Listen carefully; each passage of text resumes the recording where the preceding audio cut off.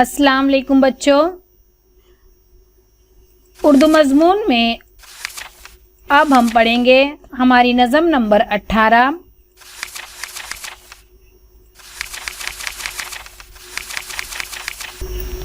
नज़म नंबर 18 कदम बढ़ाओ दोस्तों, जिसके शायर है बशर नवाज़। चलेंगे बच्चों, अब हम शायर का तारुफ पढ़ते हैं। बशर नवाज़ की पैदाइश 18 अगस्त सन 1935 ईस्वी में हुई और उनकी वफ़ात 9 जुलाई सन 2015 ईस्वी में हुई। बशर नवाज़ उर्दू के एक अहम शायर हैं। इनका ताल्लुक़ औरंगाबाद महाराष्ट्र से है। रायगा और अजनबी समंदर इनके शेरी मजमूए हैं। ज़ैल की नज़्म में बशर नवाज़ ने बच्चों को मुसलसल अच्छे काम करते रहने की तरगीब दी है और मुश्किलों से न घबरा कर आगे बढ़ने का हौसला दिया है। बच्चों, बशर नवाज़ महाराष्ट्र के औरंगाबाद शहर में रहते थे और उन्होंने मुख्तलिफ शेरी मजमूए लिखे, जिसमें रायगा और अजनबी समुंदर बहुत मशहूर हैं।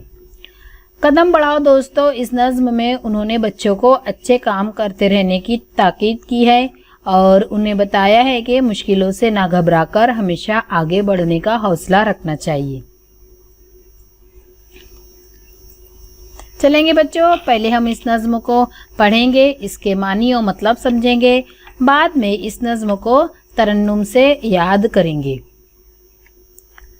कदम बढ़ाओ दोस्तों, कदम बढ़ाओ दोस्तों, चलो के हमको मंजिलें बुला रही हैं दूर से, चलो के सारे रास्ते धुले हुए हैं नूर से।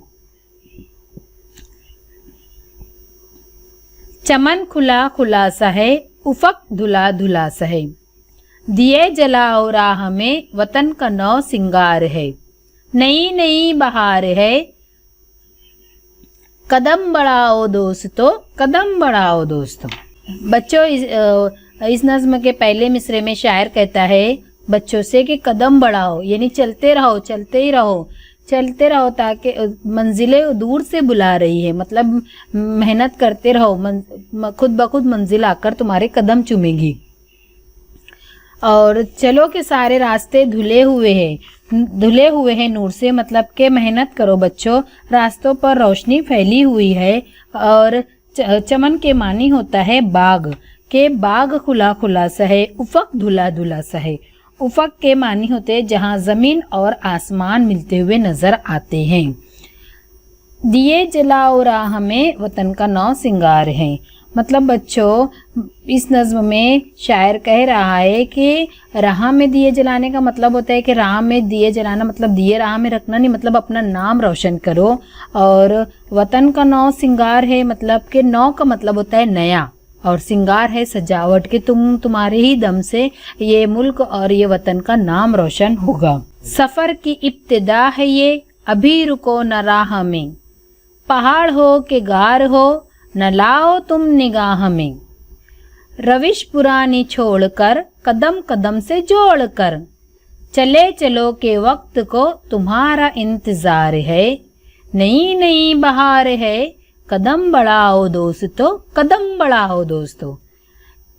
इस मिसरे में शायर कह रहा है कि सफ़र की अभी शुरुआत है बच्चों, तो अभी से तुम थकने का नाम ना लो, अभी से तुम थको मत, चाहे तुम्हारे रास्ते में चाहे पहाड़ आए, चाहे गार आए, यानी कितनी भी तकलीफ परेशानी और मुश्किलात आए बच्चों, तो उनको अपनी नज़र में ना लाओ, अपनी निगाह में ना लाओ, अपनी निगाह हमेशा अपनी मंजिल पर रखो।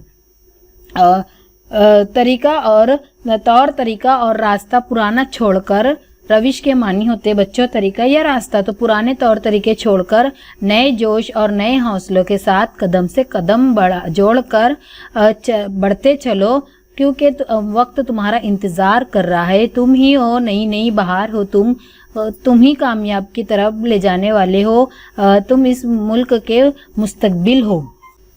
कहो वतन की खाक ही को गुलसिता बनाएंगे, रविश रविश को इस चमन की कहकशा बनाएंगे, कली कली निखार के जलाओ दीप प्यार के, हमें खुद अपने गुलसिता पे आज इख्तियार है, नई नई बहार है, कदम बढ़ाओ दोस्तों, कदम बढ़ाओ दोस्तों। शायर इस मिसरे में इस आखिरी मिसरे में बच्चों से कह रहा है कि इस वतन की मिट्टी से कह दो कि हम इसको बाग चमन बनाएंगे और जो पुराने तौर तरीके हैं उसको चमका देंगे, उसको कहकशा बनाएंगे और हर कलियों को निखार देंगे, मतलब हर जगह हम अपना नाम रोशन करेंगे। हमें खुद अपने गुलसिता पर आज इख्तियार है। इसका मतलब बच्चों को खुद अपने हिम्मत पर और ताकत पर एतबार है कि वो अपनी ताकत और हिम्मत के बलबूते पर इस खाक को गुलसिता बनाएंगे। नई नई बहार है, कदम बढ़ाओ दोस्तों, कदम बढ़ाओ दोस्तों, यानी चलते रहो दोस्तों, चलते रहो दोस्तों, थको मत बिल्कुल भी। तो ये थी बच्चों हमारी नज़म कदम बढ़ाओ दोस्तों। चलेंगे अब हम इस नज़्म के अल्फाज मानी पढ़ते हैं। रास्ते धुले हुए हैं नूर से, मतलब कि बच्चों रास्तों पर रोशनी फैली हुई है। उफक, जहां जमीन और आसमान मिलते हुए नजर आते हैं। नौ सिंगार, नई सजावट, निगाह में ना लाना, परवाह ना करना, रविश, तरीका, रास्ता। खाक को गुलसिता बनाएंगे, वतन को सजाएंगे, तरक्की करेंगे। कहे कुशा, रात के वक्त आसमान में दिखाई देने वाला तैयारों का दुधिया पट्टा। दीप, चिराग, इख्तियार, काबू, हक। इस नज़्म के बच्चों मशकी सवालात हल किए हुए मशकी सवालात दिए हुए, आप इन्हें अपनी कॉपी में लिखेंगे।